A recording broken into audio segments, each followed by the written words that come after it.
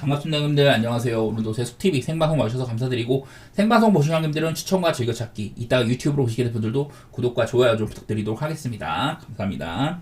그리고 오늘도 제가 축구 이제 유럽 예선 3일차 올려놓은 거 있으니까 그것도 참고해주시면 좋을 것 같아요. 1일차에서 유럽의 강팀들이 네이션스 리그 결정 토너먼트에서 만난다. 그리고 또 이제 그 승강 플레이오프를 치른다. 이래가지고 2일차 3일차가 전부 다 그 외의 핫바리 팀들이 월드컵 예선을 하거든요. 오늘은 특히 좀 강팀 대 약팀 구도, 상대적으로 강팀이랑 약팀 붙는 경우가 많아가지고 그런 점에서 어떻게 골라내야 할지 그런 것도 분석해놓은 거 있으니까 봐주시면 좋겠습니다. 자, 첫 경기 인디애나 대 브루클린 한번 가볼게요. 자, 얘네들은 얼마 전에 붙은 적이 있었습니다. 바로 이틀 전이죠. 이틀 전에 붙었는데 근데 이때 또 막 싸움 나고 그랬었어요. 자, 지난번 경기 때 브루클린이 연장에서 패배를 했습니다. 사실은 이거는 원래 경기 내용은 브루클린이 앞서고 있었거든요. 근데 막판에 이제 인디애나가 4쿼터 때 좀 추격을 하기 시작을 하고 3, 4쿼터 때 이래가지고 연장까지 간 다음에 승리를 했었어요. 이거는 뭐 따지고 보면 인디애나가 홈에서 그래도 뭐 뒤집었다, 그런 건 긍정적인데, 브루클린이 프레인에 성공을 한 경기예요. 그러니까 지난번에도 인디애나에서 이제 할리버튼이 못 나왔는데 제가 요즘에 플레이 스타일 많이 바꿨다고 했습니다. 최근에는 네마드나 뭐 이런 애들한테 드라이브인을 맡기고 할리버튼이 패스에 치중을 한다. 할리버튼이 결장하기 전에 10경기 동안 턴오버를 10개밖에 안 하면서 어시스트를 막 110개를 날렸어요. 그 정도로 미친 어시스트 턴오버 비율을 보여주고 있었는데 최근에 할리버튼이 없다. 그래서인지 이날도 인디애나 공격이 되게 빡빡했거든요. 공격 기회 자체는 브루클린이 뭐 20번가량 많았다고 하지만은, 근데 이거는 뭐 자유투 차이도 있고, 그래도 뭐 브루클린이 나름대로 본인들의 색깔대로 오펜리버 많이 잡고 상대 최대한 늦추고, 하지만 공격 재능이 모자라다 보니까 잘 안 풀린 날이긴 했었습니다. 안 좋은 야투율로 많은 공격을 해대니까 이래가지고 언더가 난 거거든요. 지금 근데 브루클린은 이럴만 하다고 봐요. 자, 이날도 디안젤로 러셀이 뒤지게 못했고 오늘은 또 못 나오기까지 합니다. 뭐 벤치에서도 뭐 쓸만한 선수 별로 없었었고, 그냥 브루클린은 오펜 리버 많이 잡아서 상대는 최대한 늦추고 본인들이 더 많은 공격을 하는데, 그 더 많은 공격이 야투 실력, 공격 실력이 부족해가지고 점수로 안 이어지는 팀이에요. 그래가지고 언더를 만드는데, 내일도 브루클린의 라인업 보면은 일단은 캠토아랑 디안젤로 러셀이 없어요. 팀에서 득점을 뽑아줄 수 있고 게임 조립을 할 수 있는 이런 친구들이 없다 보니까 브루클린 일단 내일 좀 아쉬운 면이 있는 거죠. 반대로 인디애나 역시 할리버튼이 나올지 안 나올지 모른다. 할리버튼도 지금 결장 경기가 한 3, 4경기 연속이어가지고 내일도 나올지 안 나올지 몰라요. 6시 경기이기 때문에 저희가 그걸 알 수는 없고 찍어서 경기를 해야 돼. 찍어서 이제 뭐 가야 되는데, 인디애나에서 할리버튼이 못 나온다? 그럼 저는 가장 좋게 보는 거는 언더일 것 같아요. 직전 경기도 연장을 갔음에도 204점밖에 안 났었고, 자, 올 시즌 내내 맞대결에서 한 번도 220점을 뚫은 적이 없었어요. 사실 인디애나도 지금 그렇게까지 막 빠른 팀은 아니에요. 그리고 브루클린 역시 조금 3점을 많이 던지면서 약간 오바로 가는 듯 했지만은 최근에도 그냥 야투 실력이 모자라가지고 언더가 많이 나거든요. 여전히 뭐 브루클린은 약간은 한창 언더 팀일 때로 좀 돌아가고 있는 모습이 보입니다. 공격 잘 안 되고 한창 3점을 막 45개 이상 던지는데 잘 안 들어가죠. 그리고 수비 역시 3점 시도 같은 거 잘 막아내고 있기도 하고, 실점 수치가 괜찮게 찍혀요. 여기에는 뭐 인디애나가 최근에 한 6경기 동안 점수가 엄청 많이 난다, 경기당 뭐 236점가량 난다, 이렇게 되어 있는데, 이건 뭐 댈러스랑 260점 게임 한 거라든지 미네소타가 한창 빨랐을 때 그때 붙은 것도 섞여 있기도 하고, 저는 인디애나가 지금은 그렇게 오바팀이라고 생각은 안 해요. 솔직히 저번보다 그냥 프레는 못 보겠어. 브루클린 프레는 못 보겠고 그냥 언더 정도만 생각해 보도록 하겠습니다. 브루클린이 내일 캠 토마스, 디안젤로 러셀이 빠져서 공격이 좀 빡빡할 가능성이 있어 보이네요. 다음 경기 애틀랜타 대 골스 경기인데, 일단은 스테판 커리가 결장을 하게 됩니다. 뭐 직전 경기 때 골스는 커리가 없음에도 토론토라든지 미러키 상대로 좋은 경기를 했던 바가 있었어요. 뭐 애틀랜타는 내일 딱히 결장은 없는 모습입니다. 둘 다 이제 3일가량 쉬고 딱 붙는 셈인데, 요즘에 애틀랜타에서 트레이 형이 조금 더 뭐 살아나는 모습이 있기는 해요. 안 풀리는 날에도 자유투 삥뜯기로 많은 득점을 기록을 한다든지 그런 것들이 보이는데, 확실히 예전보다 그냥 트레이 형에 대한 의존도가 많이 높아졌습니다. 이외에 뭐 다니엘스 거의 뭐 수비왕을 향해 달려가는 모습들이라든지 괜찮게 보여. 더구나 애틀랜타가 한창 때보다는 좀 점수가 덜 나긴 하지만은 얘네는 이제 또 벤치가 상당히 두텁거든요. 벤치에서 르버트 크레이치, 니앙, 도미닉 발로 뭐 이런 애들이 나와서 상당히 많은 득점을 해주고 있습니다. 벤치 득점도 충분히 하다는 거. 자, 올 시즌의 골든 스테이트는 일단은 최근에 확연하게 언더팀인 게 많이 보여요. 득점은 좀 안 좋아. 왜냐면 여기에 커리가 빠진 경기가 많거든. 이런 것들이 보이기도 하고, 그리고 상대를 최대한 못 던지게 하는 부분들. 지금 요즘에 골스가 최근에 한 5경기 정도, 6경기 정도 동안 상대팀을 82.8회로 엄청 못 던지게 하고 있거든요. 그런 부분에서 본인들은 꽤나 많은 시도를 하면서 상대는 못 던지게 한다. 이런 점도 보이긴 합니다. 일단은 뭐 골스는 좀 언더팀의 느낌이 있다는 건데 이 경기가 229.5를 받았잖아요. 그런 점도 나름대로 뭐 언더 생각도 조금은 나는 것 같기는 합니다. 이게 커리가 없는 거를 보면은 7승 3패로 그렇게 나쁘지는 않았었어요. 기본적으로 커리가 있고 없고 차이가 생각보다 그렇게 크진 않더라. 3.5점밖에 차이가 안 나는데 커리가 있을 때와 없을 때 없어지면은 득점은 11점이 줄어들어, 실점도 8점가량 줄어들어. 종합적으로 거의 뭐 한 20점 가까이 언더 쪽으로 간다는 소리죠. 그리고 아까 말했던 커리가 올 시즌 결장한 경기가 10경기가량 되는데 결장한 경기들에서는 득점이 한 6점가량 줄어든다. 그리고 실점도 8.7점가량 줄어들어요. 종합적으로는 커리가 빠지니까 거의 뭐 15점 가까이 언더로 간다는 소리가 되거든요. 오히려 커리가 빠져버리면 수비가 더 잘 돼가지고 경기력 자체는 좋아진다고 합니다. 얼마 전에 이제 골스가 커리가 없을 때 버틀러 위시로 정말 좋은 경기를 한 것도 그렇고 미러키 상대로 했던 것처럼 저는 뭐 커리가 빠진다고 해가지고 이 경기를 골스가 요즘 좋은 흐름을 잃을 거다, 그렇게까지는 안 봐요. 물론 이제 애틀랜타도 늘 빡센 팀이긴 해. 화력이 너무 세고 그래서 무섭긴 하지만 일단은 골스를 봐도 나쁠 건 없을 것 같습니다. 개인적인 생각으로는. 언더 생각도 나긴 나는데 이게 언더를 보기에는 애틀랜타가 오바팀이어서 조금 무섭거든요. 그 사이에서 고민을 잘 해봐야 될 것 같아요. 애틀랜타가 얘네들이 클러치 게임이 되게 많거든요. 그리고 클러치 때 트레이 형이 또 자유투 삥뜯기라든지 클러치 때 하는 게 되게 많아. 핸디 건드리기 약간 무서워요. 골스 경기가 요즘에 잘하고 있는 건 맞는데 이게 애틀랜타가 진짜 클러치를 상당히 많이 가는 팀이기도 하고 클러치 때 은근히 그리고 잘 이기거든요. 핸디는 잘 모르겠어. 3.5면 나쁘지 않아요. 요즘에 골스 그냥 얼마나 좋아. 그건 맞는데 후반기에 참 잘하고 있는 건 맞는데 그냥 개인적으로는 좀 사리고 싶은 경기이긴 합니다. 골스는 간다면은 나는 그냥 일반승 정도로 좀 사리고 싶고 언더 쪽으로 보도록 할게요. 애틀랜타가 오바티어 맞지만 저는 그거보다 그냥 골스에서 커리가 없을 때 언더 색깔이 많이 두드러지는 것들, 거기에 조금 더 초점을 맞춰보도록 하겠습니다.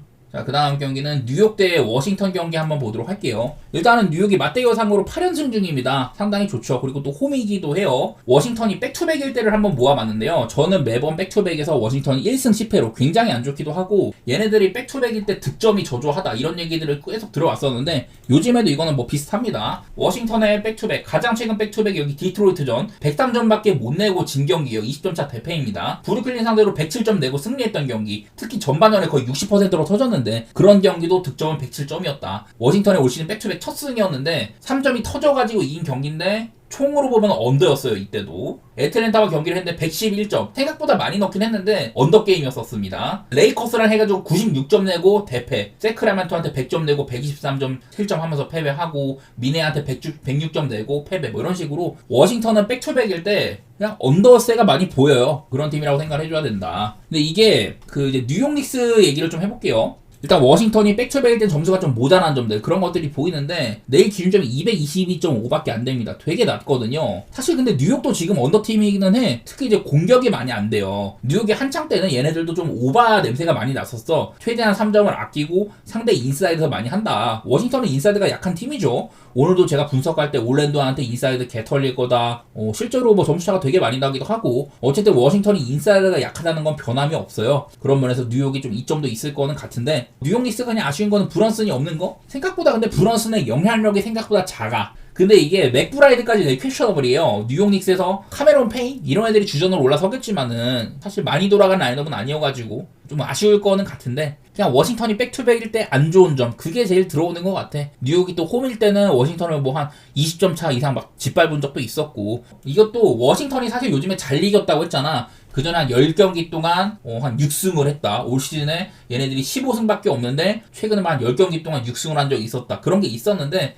어쨌든 그 뒤로 지금 포틀랜드, 유타, 올랜도한테 3연패 중이거든요. 얘네가 한창 잘 나갈 때는 막 덴버 잡고 디트 잡고 그랬지만은 그런 일들은 지금 약간 좀 동떨어져 있는 부분도 있는 것 같아요. 물론 뉴욕도 요즘에 흔들리긴 하지만은 저는 그거보다는 워싱턴이 그냥 백투백이 좀 자빠질 것 같은 점? 상성 면에서도 뉴욕이 워싱턴의 인사이드를 지배할 가능성이 있다. 그런 거에 주목을 해보고 싶네요. 그래서 14.5 엄청 높아. 14.5 되게 높은데 상성 면에서는 뉴욕이 할 수도 있다는 마인드기는 해요. 그리고 222.5는 나는 이거는 오바를 가고 싶은 게 나는 왠지 이거 뉴욕이 막 한 120점 이상 박으면서 워싱턴 괴롭힐 것 같거든. 근데 120점 이상을 낸다. 워싱턴이 과연 100점 미만일 것인가? 워싱턴이 100점 미만을 내는 경기는 잘 없기는 해요. 그래서 뭔가 한 뉴욕 닉스는 충분히 득점 많이 하고 요즘에 색깔이랑 다르긴 하지만은 그런 경기가 그려지네.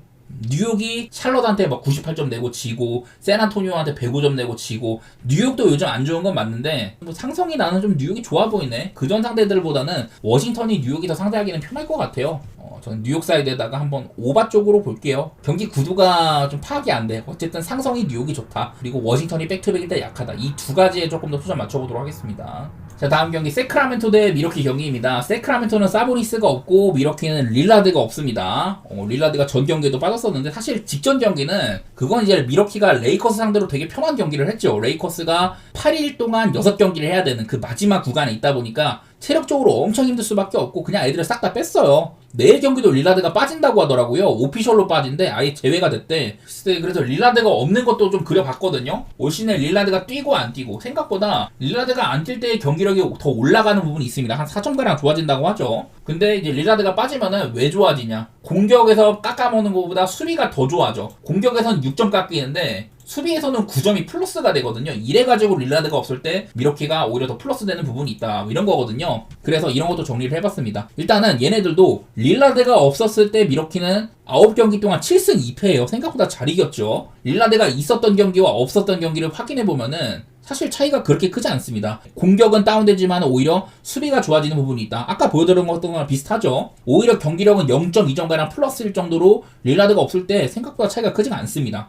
대신에 언더오버상으로 득점 줄어들고 실점이 줄어들어서 언더로 15점이 가버린다. 커리랑 비슷한 색깔이죠. 릴라드도 수비가 워낙에 좀 안 좋은 선수다 보니까 이렇게 찍히는데 그냥 이런 거를 미뤄봤을 때는 저는 일단은 언더 생각이 좀 납니다. 이게 세크라멘토도 지금 일단 미러키가 릴라드가 빠졌을 때 언더로 가는 부분이 상당히 있는데 세크라멘토도 요즘에 얘네들이 상대를 83.4회 정도로 많이 억제를 하고 있거든요. 상대의 시도를 많이 억제를 한다. 그리고 본인들의 공격도 85회밖에 안 돼요. 리그에서 네 번째로 적어. 최근에 한 5경기 동안. 그래서 세크라멘토가 지금 여기 위에 보면은 경기당 점수가 되게 많이 난다고는 하는데 얘네들이 상대랑 야투 주고받고 이런 거는 사실 많은 편은 아니에요. 나는 228.5만원 언더 보는 게 좀 낫지 않을까 싶긴 하네. 릴라드가 없는 거 그게 제일 많이 보이는 것 같아요. 사실 세크라멘토가 얼마 전에 이제 또 좋은 경기를 하다가 직전 경기 때는 오락가락하고 그랬는데 얘네들이 저번에 클리블랜드 잡아냈을 때는 티온 앨리스의 활약 그리고 그 데빈 카터 얘가 신인인데 두 선수 모두 다 허슬이 아주 좋은 팀이 아주 좋은 선수들이에요.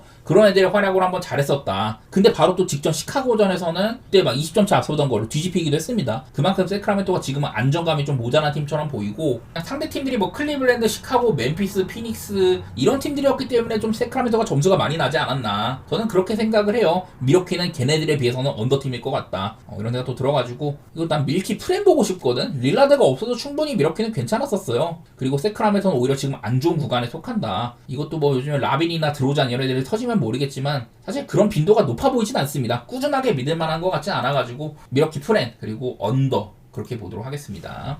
자, 다음으로 레이커스 대 시카고 경기. 사실 이 경기는 저는 좀 피해야 된다고 보는 경기예요. 왜냐? 레이커스가 내일 르브론이 복귀할지 안 할지 아직 모른다. 이외에도 뭐 하치무라나 빈센트, 레이커스가 여러 선수들이 복귀할 가능성이 있다고는 해요. 그리고 직전 경기에 돈치치 리브스 빼준 거는 그냥 관리 차원에서 빼준 거였다. 내일은 기본적으로 돈치치나 리브스는 뛸 것 같은데 일단은 기본빵이 좋은 거예요. 르브론이 없을 때도 레이커스는 꽤나 잘 돌아왔으니까. 르브론까지 있을 때는 수비까지 아주 훌륭했었고 진짜 레이커스가 서부 막 2위까지 찍을 정도로 되게 좋았던 기간이 있었는데 뭐 어쨌든 르브론이 뛰면은 더 좋아진다고 봐요. 근데 안 뛴다고 하면은 약간은 좀 망설여지는 게 있긴 하죠. 왜냐하면 시카고가 얘네들도 지금 생각보다 괜찮거든요. 시카고도 저는 매번 시카고에서 후반기에 들어서는 기디, 트레 존스, 잭 콜린스 심지어 직전 경기는 영입생인 허더까지 되게 3점이 터져버렸어요. 시카고가 지금 8경기 동안 6승 2패 구간입니다.